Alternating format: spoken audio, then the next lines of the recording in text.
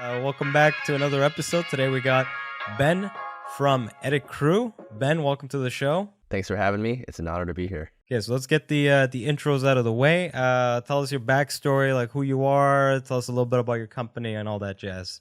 Yeah, so I guess I'll just start from the very beginning of how I sort of got into video. You know, as a kid, my parents got me one of those little soccer mom pocket cam recorders. I don't know if you remember those, but that's when I first started shooting video just with my friends, and really fell in love with it. Fast forward a few years, studied film and journalism here at the University of Iowa. And then at that time too, I was just freelancing a lot, shooting weddings, stuff for local businesses, etc. Just freelancing around, as well as I worked at the in-house marketing agency at the University of Iowa. It was like a student-led agency as a videographer. And that job was great because I, got to just sit there for 40 hours a week and do minimal work, but watch a ton of YouTube and just learn a lot about all things video, because you can learn everything off YouTube, as you guys know. After that, graduated, moved out to Los Angeles, worked in production for a little bit out there, freelanced around, just working on different sets, mainly as a PA, camera assistant, really whatever I could do. COVID hit. But before that too, I was working at an agency where we did high performance Facebook ads. So imagine you see an ad for like a pair of sneakers and you click on it and buy it. We were the ones that were like writing, producing, shooting, editing those ads for brands.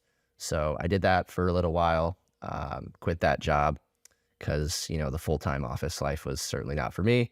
And then I began freelancing again, and then decided after a few months that I wanted to start my own business and started Edit Crew. And we're called a productized service, meaning we sell packages, like a standard package of video editing hours on a monthly basis. So yeah, now we are a team, fast forward 3 years now, we're a team of 57. Most of our team is editors, but also we have a few project managers, creative producers, we call them, people who are quality controlling the video, and a few operations staff as well. So tell us a little bit about the organization, because in 3 years you went from, was it just yourself? Did you have any partners? Yeah, it was just me. So how do you grow from one person to like 57 people in 3 years? A lot of mental breakdowns and blood, sweat, and tears. Yeah, I mean, it's really, for us, it was, at the beginning, it's sort of just figuring out what works. So I was able to hire a video editor fairly quickly.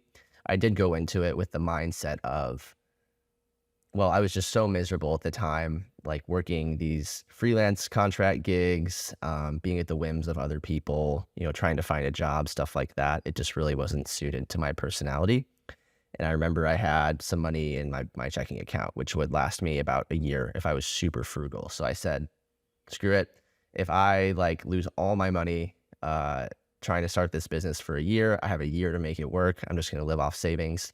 And I had that mindset going into it. So I hired fairly quickly, knowing that, I wasn't really trying to make money in that first year.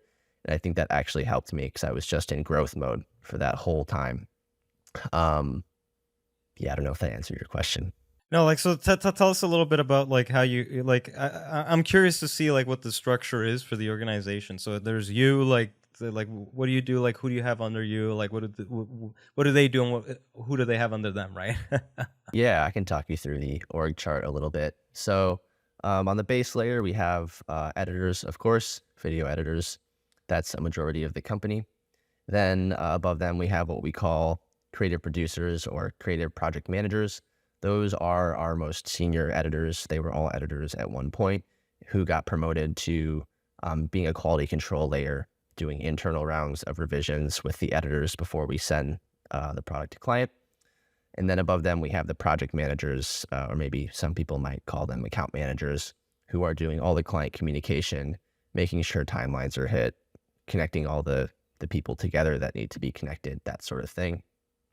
We also have a success manager, who is kind of like a senior account manager in a way. She's responsible for the higher level touch points with clients, checking in, conflict resolution, team accountability, stuff like that. And then we have an operations manager as well. He almost functions as well as like a chief of staff, just really being the glue between this organization and the ear on the ground of what's going on. Because really the biggest challenge as we've grown, especially past like 20, 25 people, I up to around that point, I knew everybody in the company at least somewhat. But then once you grow past that point, it's like I might talk to them once or twice and then never talk to them again. So it's hard to know what's really going on in your own company. So having him as somebody who's doing a lot of check-ins with people, doing the performance reviews, figuring out what's going on, managing people conflicts is great because I'm personally so horrible at that. I'm like a pretty bad manager and accountability type person. We also have an assistant, an operations assistant as well. And then there's me.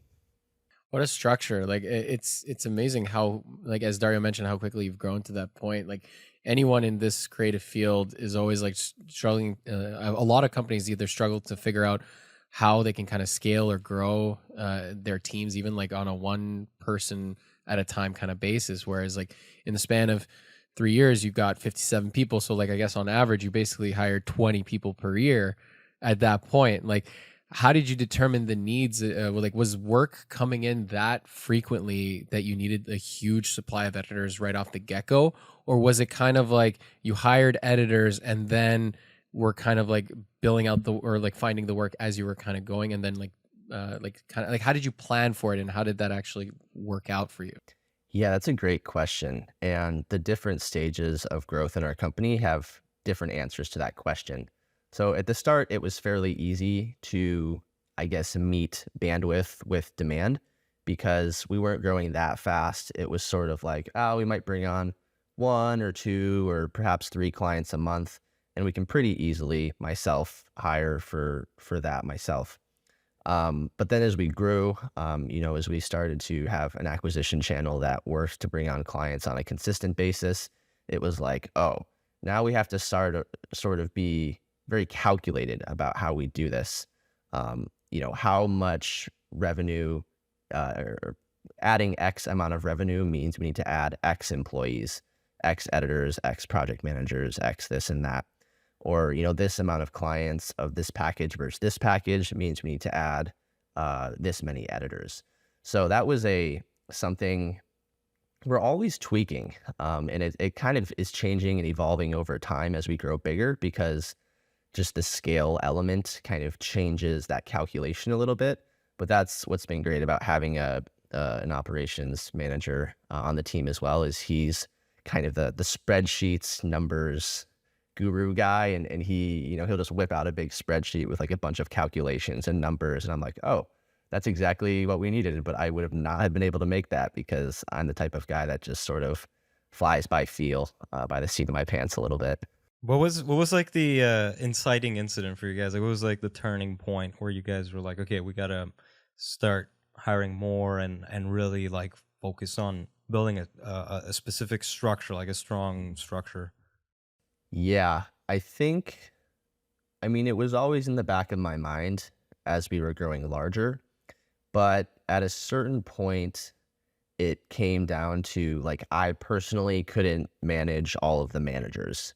I think that's when I had a moment of like, oh crap, like we need to bring on systems, processes, sort of like that boring business stuff that I think a lot of founders and entrepreneurs don't get super jazzed about because it sounds really unsexy.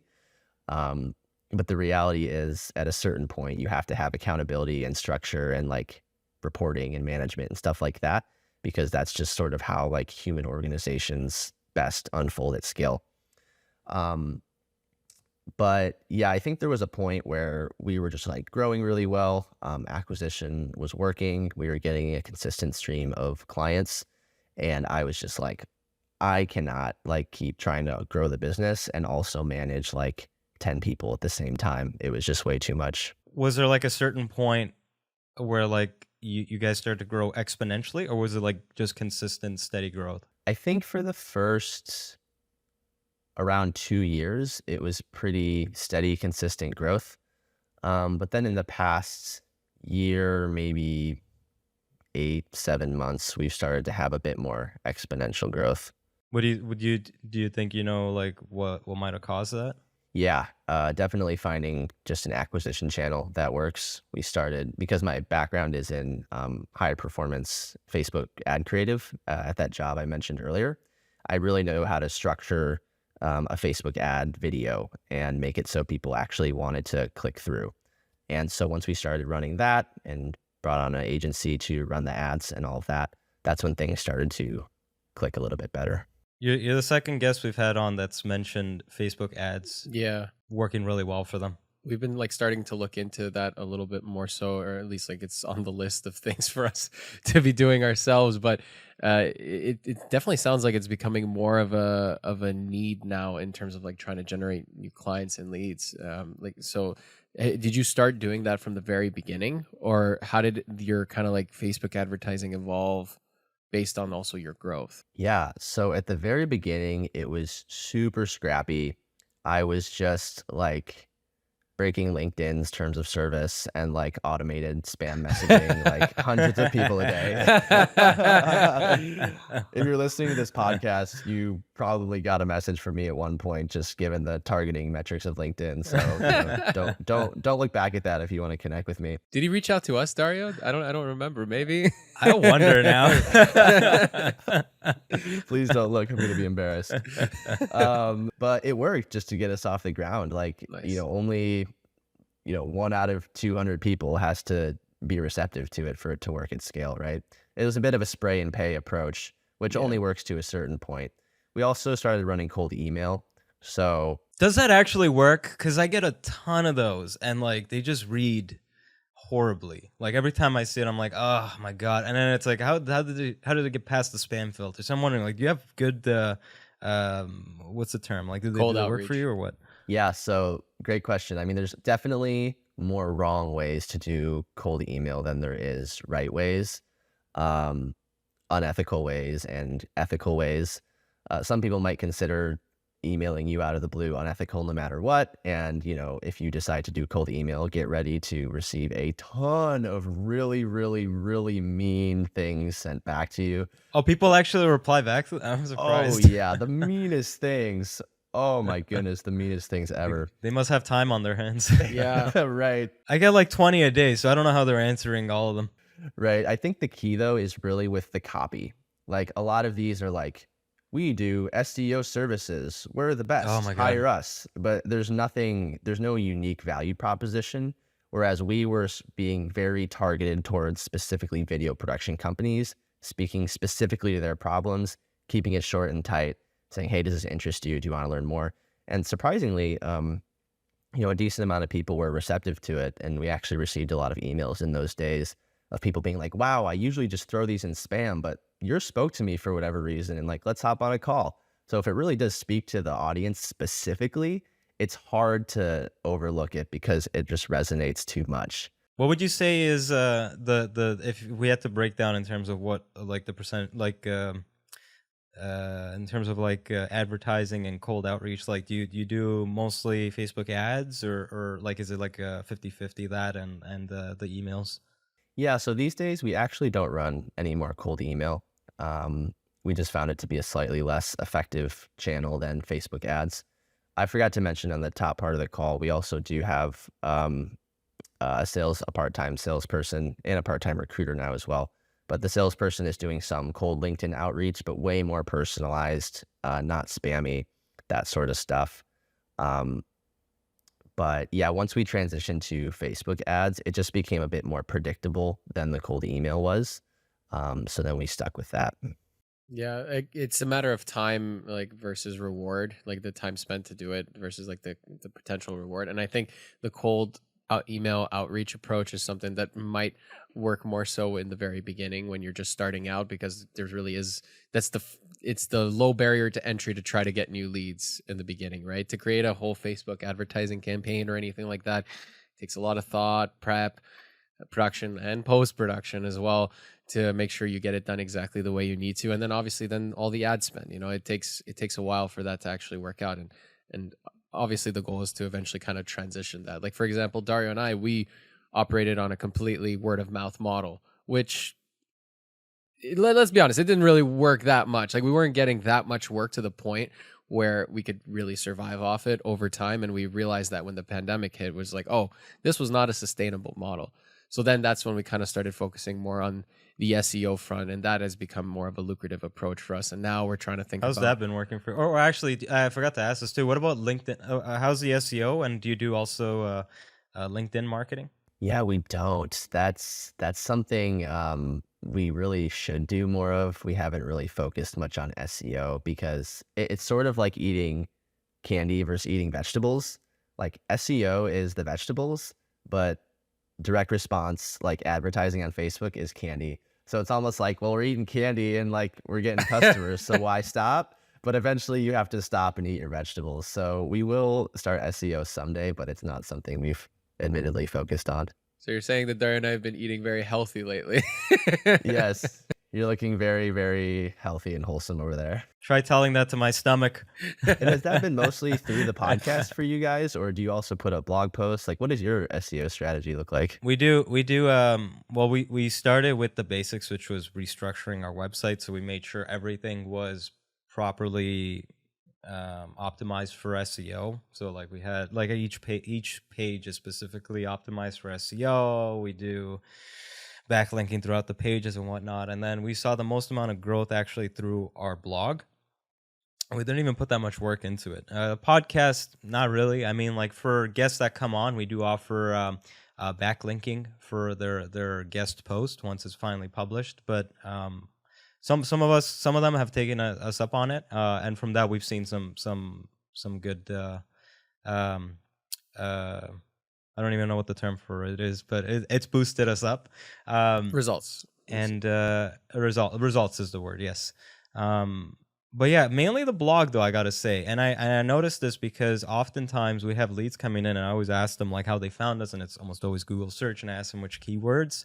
And some of the search terms I'm like, okay, that definitely must be related to a blog article I posted, because otherwise, like, how else? Because I also asked them like, where were we ranking, and they're like, oh, like usually first or third. I'm like, really? Okay, it's such a weird search term. Like, how the hell did he even like find us? Like video production companies that make stuffed animal product videos or really long tail. No, it's like always that, like that's a sentence. It's always like, you know, it's some weird thing. Like I can't even recall because it was just so random. I have them written down on an Excel file, but it's usually, I think the blog has worked for us really well, which is why we started to post more often on it. Starting last month, like we're already 3 blogs in, and GPT-4 has been really good for that. It's saved us a ton of time in terms of writing the article, but you still got to like finesse it and whatnot. Just to get started on it. It's not perfect out the gate, but it does save you a ton of time, because like I'll just ask it like, okay, I'm trying to write a topic on this, blah, blah, blah, blah, and then it'll spit out something and I got to fix it. It's like, you know, get rid of point number 4. That's not relevant anymore. Change it to this. Like, I don't like how that paragraph is worded sometimes, so I'll also like change it. But in terms of like, you know, sometimes if you're on WordPress, you need like a meta description, and you need a description for it. So I just say like, hey, can you, based on this blog post, can you just give me like a quick, you know, 250 word the description? We'll just spit that out quickly. So I've been able to shorten the amount of time it takes me to write a blog post from like, you know, 2 days down to like 2 hours. That's amazing. So it's been really good for that. One time we actually hired an agency because I briefly was like, we're going to do SEO, guys. You know, one of my like ideas that I just throw at the team and they hate me for it. But we hired this agency out of Europe or somewhere to do it for like, I don't know, $200 or $300 writing this article. And we got it back and it was total shit. And I was like, oh. So I basically gave them ChatGPT like a similar prompt. And I was like, wow, this is 80% as good. And it was free and took 20 seconds. So it's getting really kind of awesome. But like you said, it's never good straight out the gate. It's really like the human touch at the end that makes ChatGPT so powerful, just streamlining that whole process. And I noticed like sometimes like whatever you get out of it, oftentimes it doesn't have like a character. Like for example, when I like to write stuff, I add like a little bit of sarcasm here and there, and like I'll shorten words to like whatever just to get the point across or whatever, right? It's got like its own style, like versus GPT content is very like it doesn't have It's a style. information. It's pure information. Like and that's been sourced from other parts of the internet. You can make it, but Carol, you can say like, you know, write this more sarcastically or whatever. But it'll be But like it's very over the It's top. not It's fine very over tuned. the It's like yeah, it's like that thing from Interstellar. What was that that robot? Oh, you're using the same thing I TARS? mentioned. Yeah, TARS. Yeah. But TARS had character. Like this thing doesn't have character. Yeah. You'd have to like finesse it a little too much with prompts. Yeah. In order to get it right. But at that point, you might as well just fix it yourself, right? And it's also a blog post. It's not meant to be like crazy long. Right now, I have more time. I have more trouble just finding the right images and videos for the blog post than actually writing the content. Yeah. It's funny. I'm selling my car right now on Facebook Marketplace, and I just was like, ChatGPT, write me the most awesome description for like the best car you can buy for under $5,000, because it really is. And I was like, okay, make it a little more funny. And like you said, it's really like flat almost, but then sometimes it comes out like at 200% way too hot, like almost like it had something that was like actually offensive written in there. And I was like, whoa, ChatGPT, like you can't go from giving, you know, the whole thing 10% funny to 200% funny in one line. And so it's a little bit all over the place right now, but I think it'll get way better. It's funny because I noticed that we're becoming very good at spotting AI generated content as well. Like I'm thinking of some like I go on Reddit a lot, and some comments that I read, I'm like, this sounds a little sus to me. And Yeah. I see people commenting under it too. It's like, are you a bot? Like, so even some emails I get from certain people, I'm like, this sounds a little too, I don't know. You know, I'm wondering if those SEO companies that are like $200-300 that people are hiring, they're probably now using ChatGPT as their main source. Oh, of writing. 100%. Oh, they But you know are. what? I was gonna mention this for you, like, you know, listeners. Be very careful hiring companies to help you out with SEO, because oftentimes it could actually fuck you up very badly. Very badly. In terms of and some like you'd have to really know you'd have to have a certain understanding of SEO to be able to vet them out as well, just to make sure, hey, these guys aren't trying to like jip me or anything like that. So I'd be very wary. Like, try to understand a little bit yourself. And again, it's not difficult. It's just time consuming. But for you, you could probably hire someone in house to work on that. And I mean, the amount of returns you'd get on it would be Tenfold. way worth their salary. Yeah, like I mean, if they're doing it properly, you're like, okay, this guy's worth it. You know, even if they are using GPT to write the articles, like there's still a lot more that goes into it. So as long as they're taking care of that, like again, it works really. Like once you have your SEO figured out and you're on the front page for a lot of search terms, like it pays for itself very quickly. But yeah, if you get the wrong company, they could screw you over, and if you get blacklisted by Google, good luck. And that's something I've wanted to do in our company probably next quarter, because the way we sort of run our cycles of projects and initiatives is via the book Traction, the EOS method. I don't know if you're familiar with that, but it's basically just a operating system for your business. So each team member has certain rocks or projects each quarter that they're working on, and you're only allowed to have, I think it's like somewhere between 2 and 4. And of course, me, I'm always like, well, we can do that and that and that and that. And I always think I can do it, even if I put like only 4 of them. And, inevitably only 3 of them end up ever getting done. So next quarter, it's SEO for sure. Don't wait. I would get it started right away, because like it still takes a while for the results to come in. So it's like, I guess that's another thing I would tell you too. It's like, don't expect overnight success unless like God loves you or something.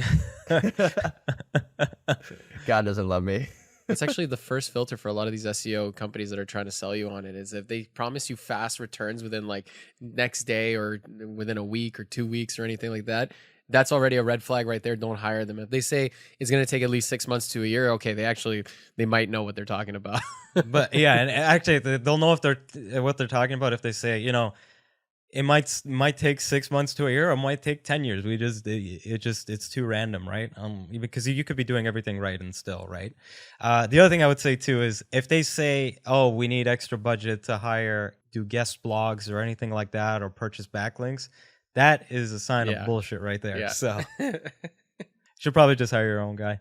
Yeah, Um, there's a lot of amateurs and fraudsters in the SEO agency ton, space for ton. sure. I want to go back to like the size of your business and how big you guys grew in the span of 3 years. I'm wondering, like, what are some tips you would give to other business owners that are looking for that kind of like big expansion? Like, what were some of the like, I'm wondering, like, did you deal with any issues? Like, did you have any bumps on the road in terms of like growing the team so big? Yeah, so many. Um, Nothing like horribly catastrophic, honestly, but a lot of bumps. Um, I think when you're committed to growth like we have been, sometimes it's harder to ensure quality. And that's really hard to say out loud because especially as creative people, like the quality is the one thing that we live for. Like we live for that good shot. We live for that snappy edit, that thing that just looks good and like delivers the value. But when you're committed to growth like we have been as well, sometimes you have to be willing to accept a small error rate in order to just keep moving fast because you don't want to have clients knocking at your door and be like, sorry, we can't take you on, which we have had to do at times. We've had to have a wait list of, 3, 4, 5 weeks, which just kills me. But, there is some level of quality we have to always uphold. But at the same time, when you're hiring, we've had months where we hired 10 people, maybe 8 editors. And it's like, statistically, like one or maybe two of them probably aren't going to end up being the best, and we might have to let them go. So that's always a tough balance to strike because, we do have quality control procedures in place internally to make sure that the end product is at least at some baseline level of quality. But it is hard to ensure that quality at scale consistently, which, we're always striving to do. And then there's, of course, the hard times of having to fire people.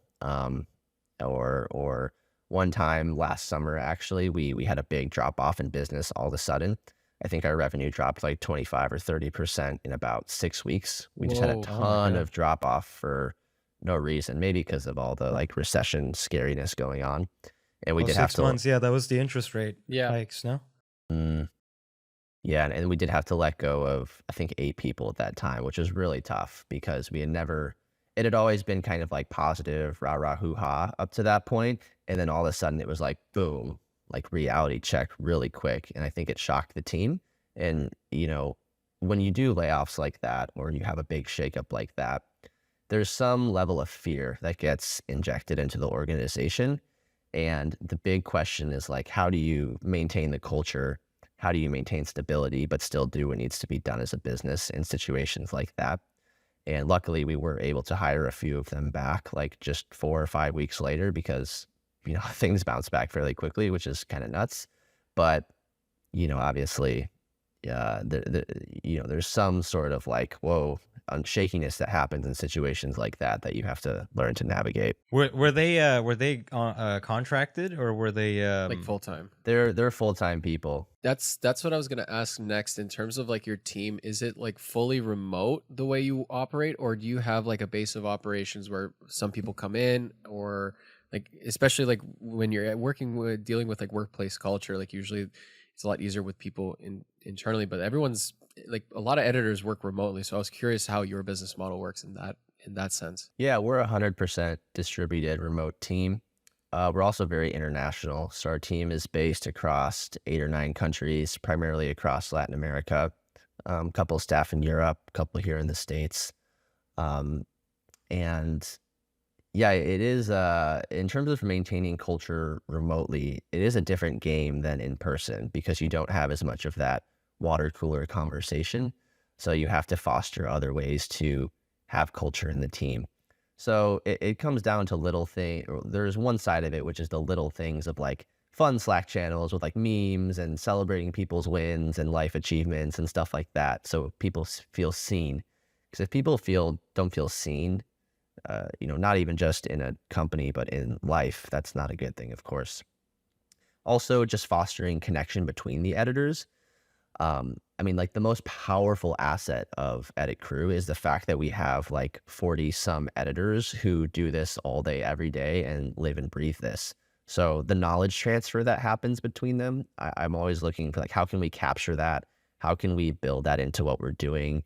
Um, you know, how can we be on top of the trends and the softwares and what's happening? And just having such a large base of editors allows us to do that.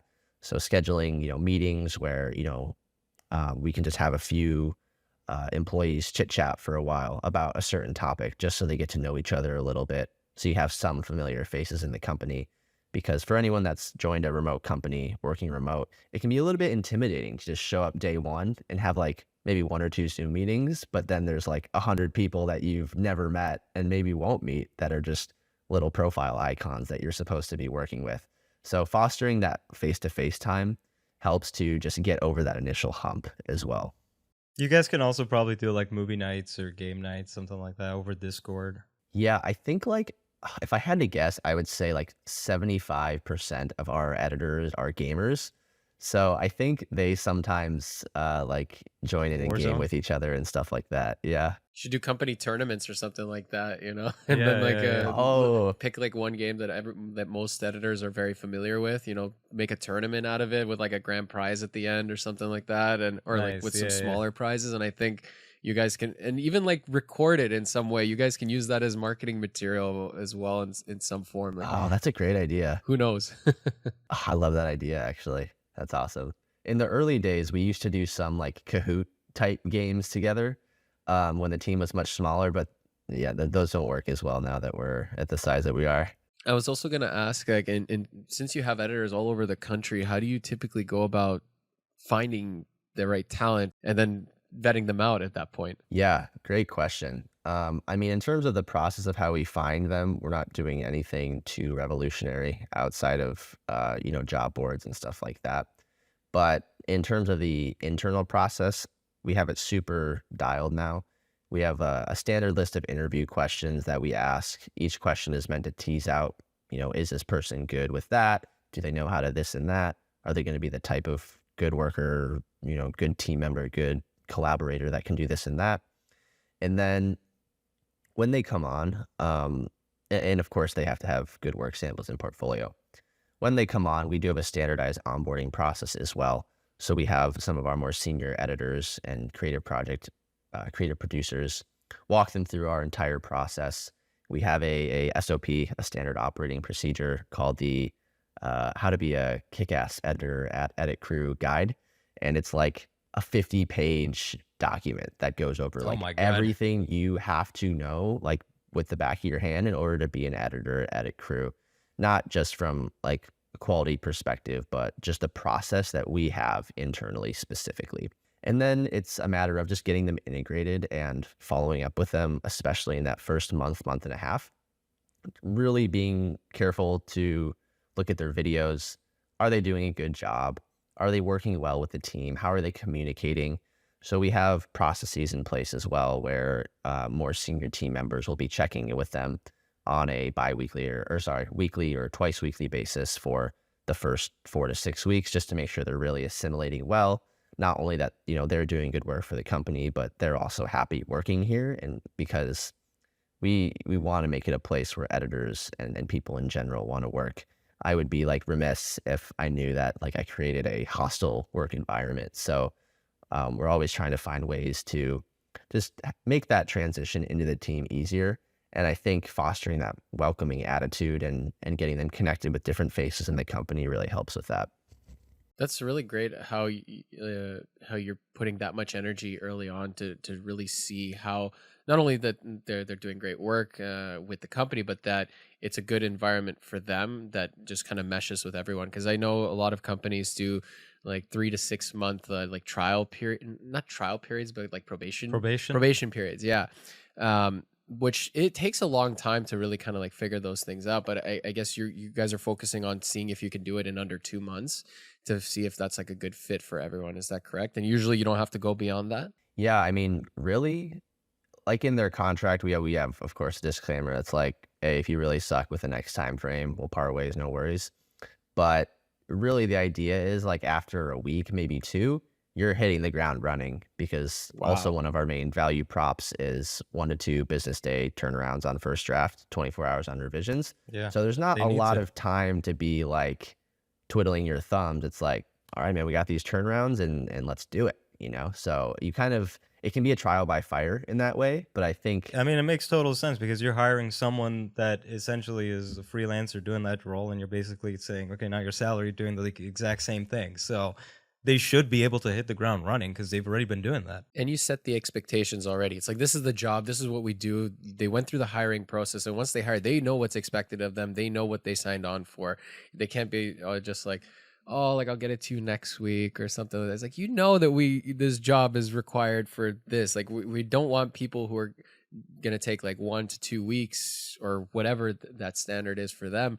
Like if you're coming on, that the expectation is we need to have like 2-3 day turnarounds for these projects, because that's the nature of the work. And if that doesn't work, then why did you apply, essentially, right? Yeah, I mean, imagine if you hire on a DP and you're like, yeah, I'll give you like 6 months to figure out if you can shoot good footage for us. It's like, no, you're a DP already. You should already know all this stuff. I shouldn't be teaching. Or it's like you. you're hiring a DP for an interview, and then he doesn't bring lights, and it's like, we're doing an interview.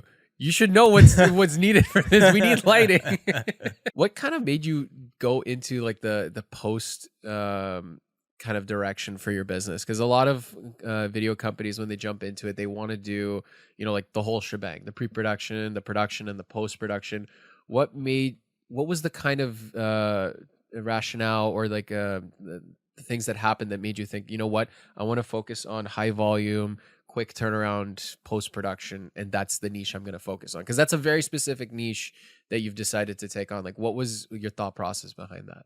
yeah, I'm really glad you asked that, because this is one of my favorite topics to talk about, which is sort of the done for you agency. Well, it's a spectrum. Imagine a spectrum. On one end, you have the totally high touch, done for you stuff, Nike Super Bowl ad commercial, big jobs with really high touch client service, stuff like that, which I think is probably more of what maybe a lot of the listeners of your show are doing, very involved client work. And then on the other side, you have a like productized services, it's called, which is what our business model is, where we offer a service, but you buy it as a product. We package up our service in 2 packages that you can say, hey, take it or leave it, basically. And what kind of made me want to do this more is I was doing, well, my old job that I mentioned, the agency job, we made Facebook ads and also freelancing. I just really, sometimes I just don't like to be told what to do, to be honest. That's just my personality type.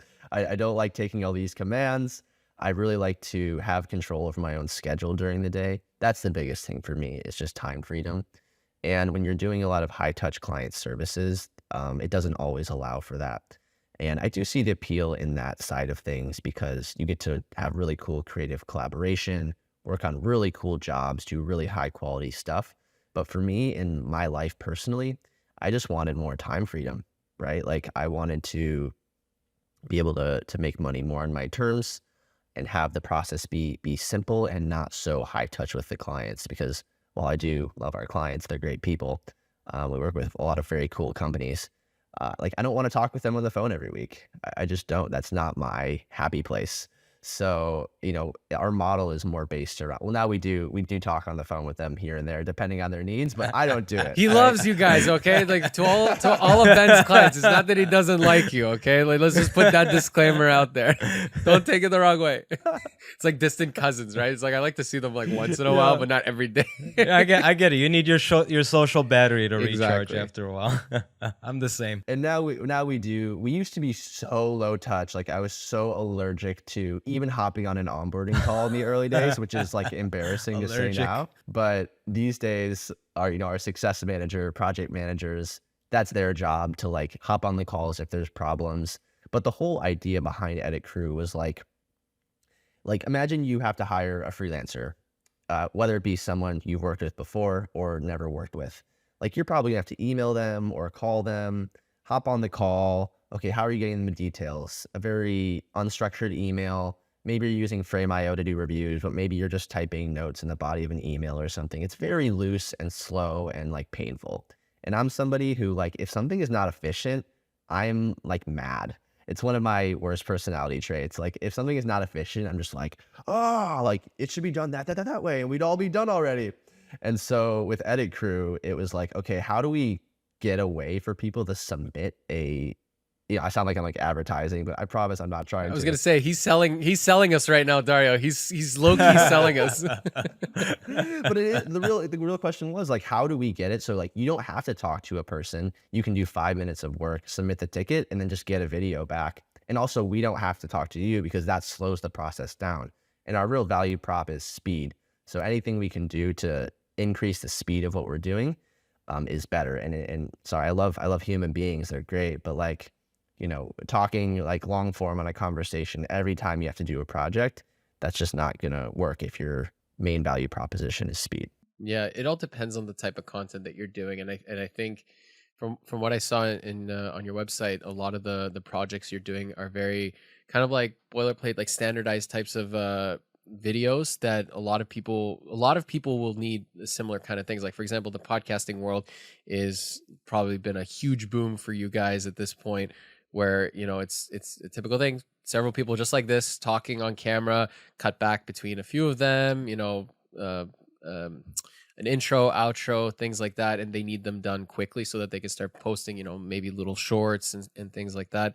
That might work. But like you said, it's not like the kind of like corporate video projects where there are very specific messages that need to be filmed with very specific B-roll. There's a lot of creative, a lot of sign off, and a lot of input from a lot of people that needs to go into that. That's not the kind of market you guys are targeting, right? So it's more so very, or at least that's what I'm assuming. Like I'm not sure like if you guys have been kind of like tackling some more like creative type projects as well with this approach. Yeah, we do actually. And I Okay. think that's one thing that does differentiate us in the productized service space is like a lot of them are really focused on like YouTubers, content creators, sort of like solo video creator type people. And I think one thing we do well is we're like, hey, we can actually like build a story for you. And while we're still not doing, like I said, the Nike commercial or like a feature film or something like that, the ability to craft a story, I think in whatever you do is just so, so vital. I mean, humans are storytellers. A story is obviously way more engaging to listen to than anything else.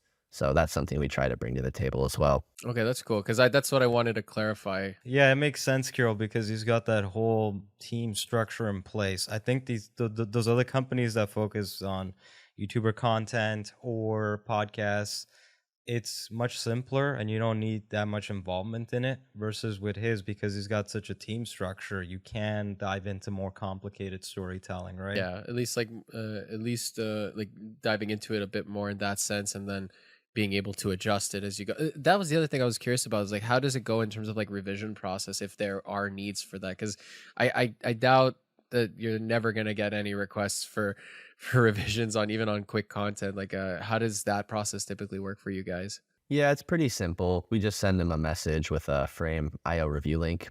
As soon as they leave comments, we're notified and we start the revision process. Do you guys have like a time limit on how many revisions can come in? We'll do each round in 24 hours or less, but there's no limit on the number of rounds of revisions we'll do, which, I mean, it doesn't matter to us. Like, of course, we want to get it done as fast as possible.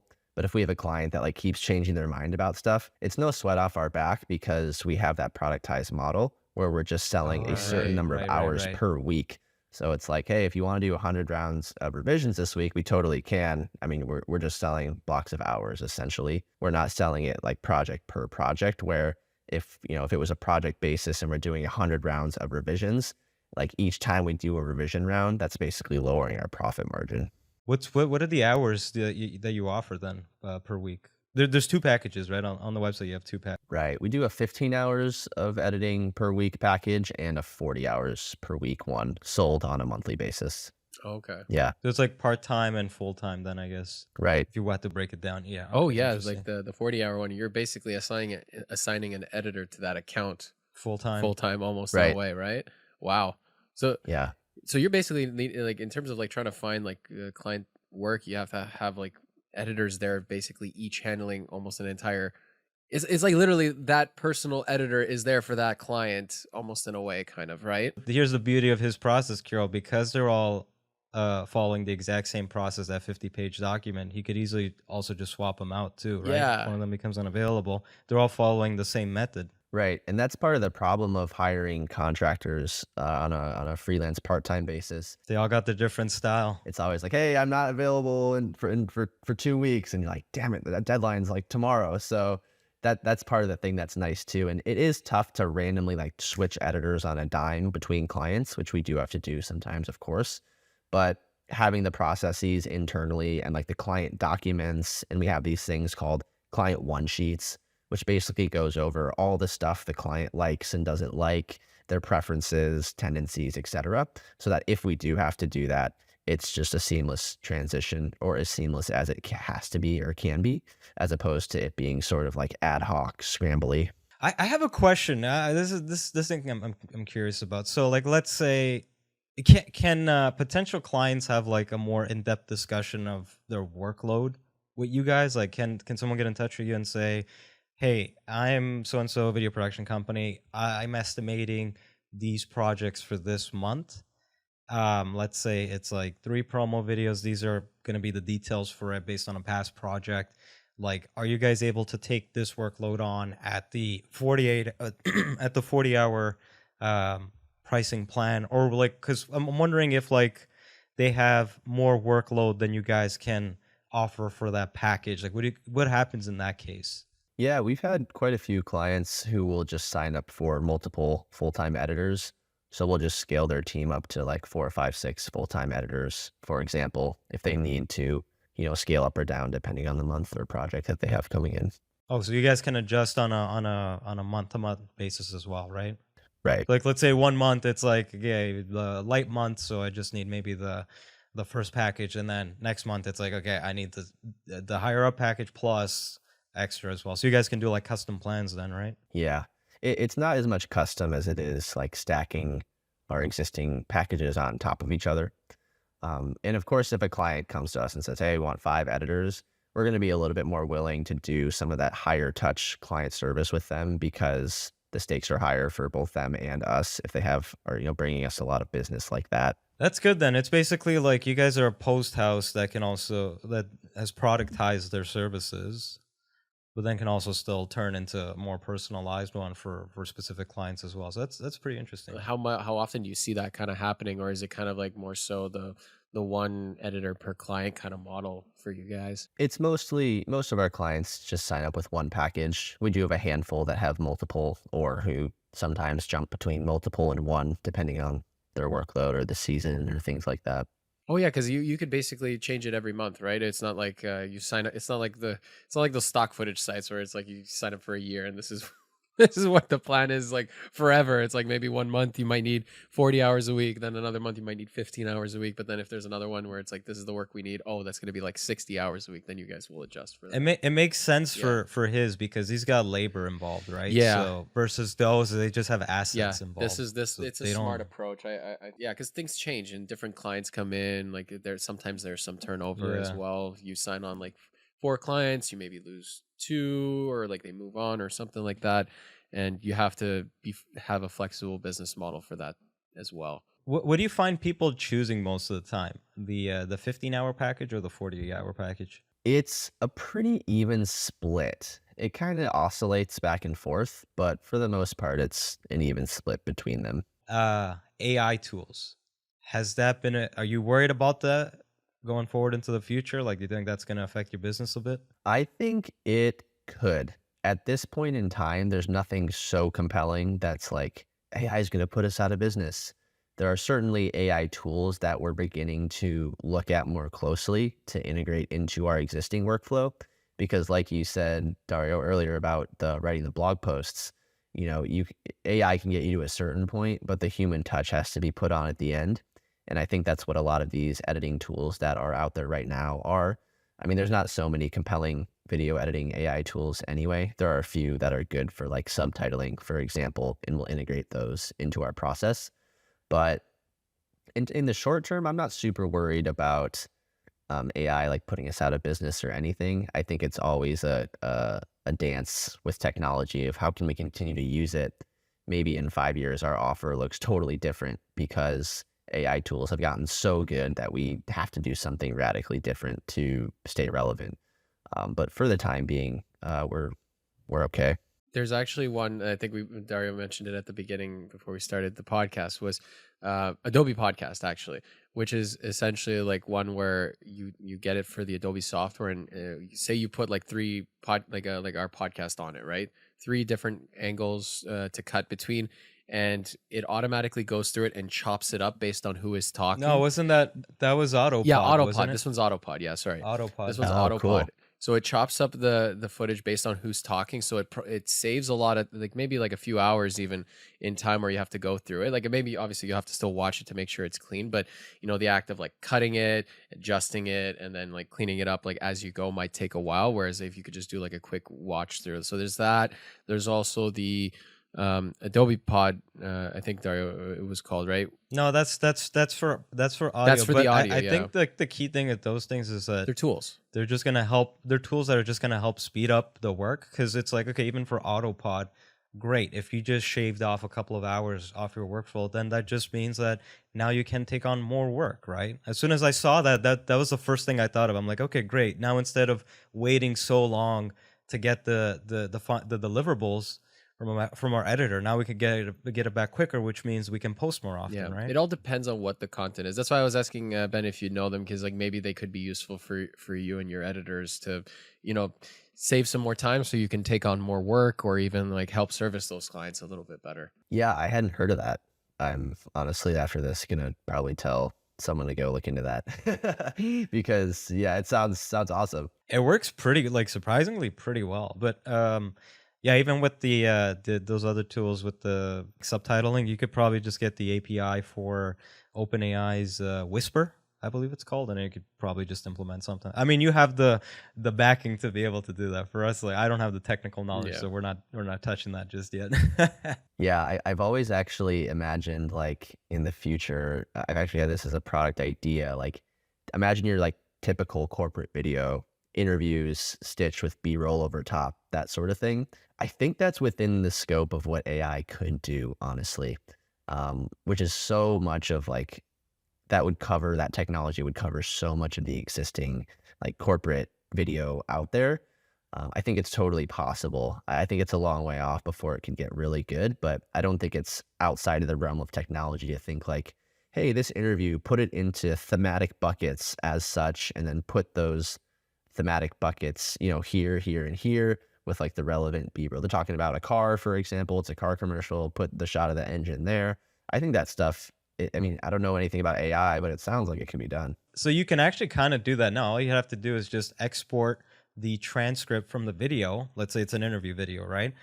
Once you have, like, I don't know, maybe the clean one or whatnot, you could export that, or you could even get the raw transcript, put it through GPT, and say, hey, I need you to create like a 1-minute promo video using excerpts from this interview, right? And it could probably pick out stuff. Once you have it, and then you could maybe even say include the timestamps.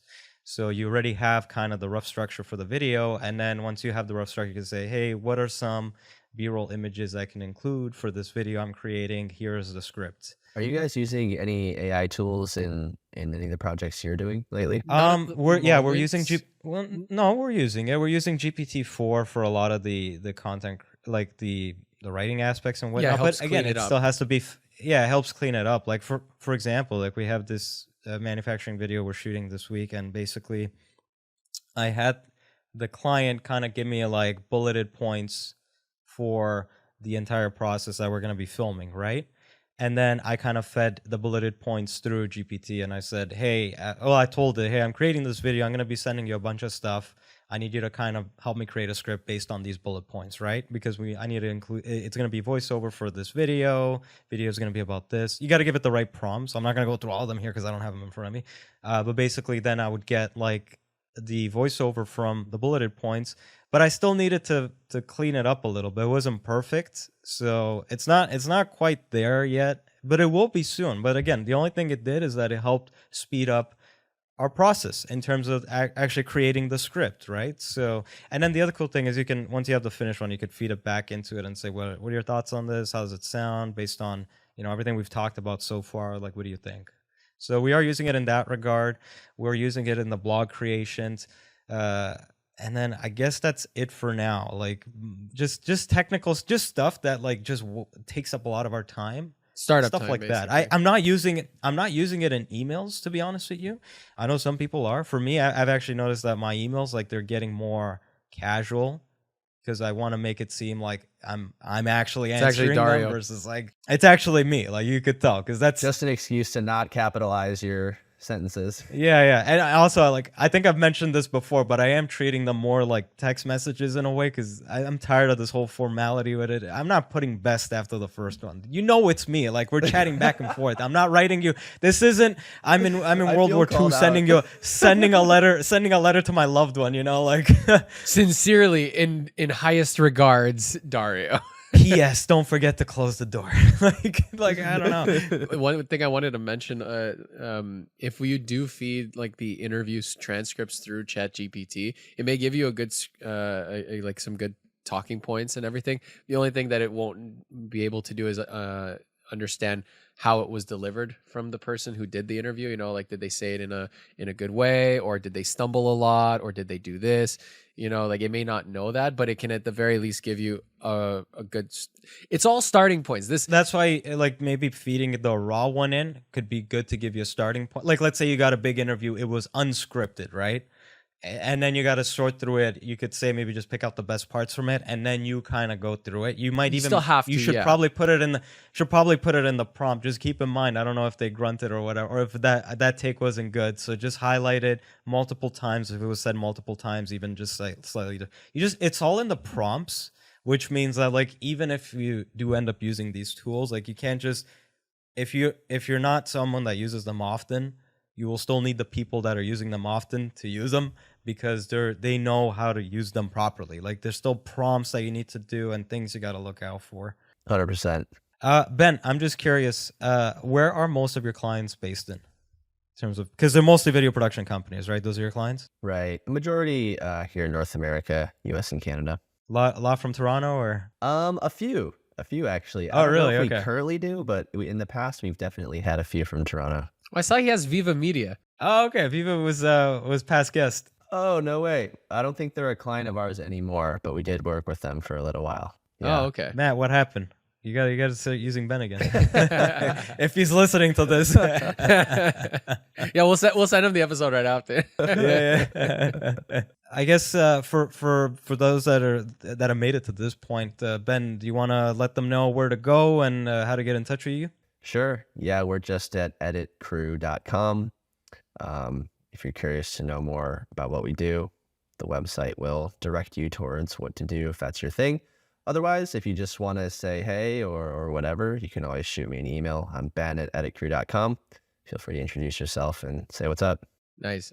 One last thing I also wanted to ask, like, if there's any like important like business advice that you would like to put out there, like, by all means, like, go for it. Sure. I think specifically with a lot of video production companies, because I've had the pleasure of talking to like hundreds of them on sales calls throughout the past few years. I think a big hurdle I see with a lot of them is just not making the time for growth. Like, a lot of people say that it's in their plans to grow, or I really want to grow and do this and that. And, but none of them are making time for it. Like, they don't actually have a process for growth.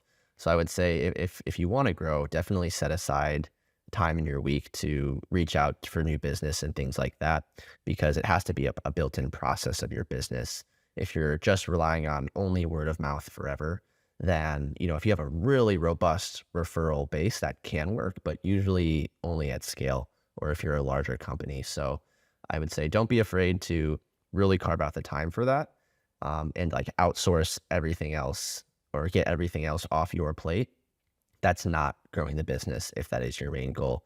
For a lot of people, that's editing, or maybe it's you want to hire someone who can shoot or be on set to produce or whatever. So, yeah, that would be my main thing. Love it. My mentor told me something really interesting this week. Or last week. He told me that your business is always at either one of two stages. It's either growing or it's dying. That is so true. It's never in the middle. It's like a piece of advice that just clicks in. And I think the way you mentioned it, Ben, you have to schedule in growth. You have to schedule in the time to actually like make the business work. Like, yeah, you can schedule time for the business, but like, what does that mean necessarily? Right. It was like, which author was it that had this mantra where like every single day he sits down and writes 50 pages, no matter what. Stephen King. Yeah, Stephen King. Yeah. No matter what, he sits down and writes 50 pages so that he's always progressing forward, no matter what it is. Whereas like there are other authors that just would wait for inspiration, or it's like as a business owner, you have to schedule in the growth. You can't just wait for it to just happen. You know, you have to put in the time. Someone tell that to J.R.R. Martin. Well, that's where those two debate between them. There was a famous interview between the two, and then our George R. R. Martin was just like, "I just need to ask you, how the hell do you write so many goddamn books?" He was asking him that, and it was just a very funny conversation to see between the two authors. So if you ever never seen it, like check it out. Well, Ben, thank you so much for coming on. Good episode. I liked it. Thank I like you what you're doing. It's very interesting. Yeah. Thanks. I appreciate it. Definitely something that's needed for this industry. You know, someone there to help everyone in a way, right? Yeah, and I'm honored to have been asked on your podcast. This is my first ever podcast appearance, so I hope I didn't bomb too hard. Oh wow! First of many. Yeah, I'll credit it all to you. All right, take care, Ben. Thanks, Ben. Cool. Bye, guys. Thanks.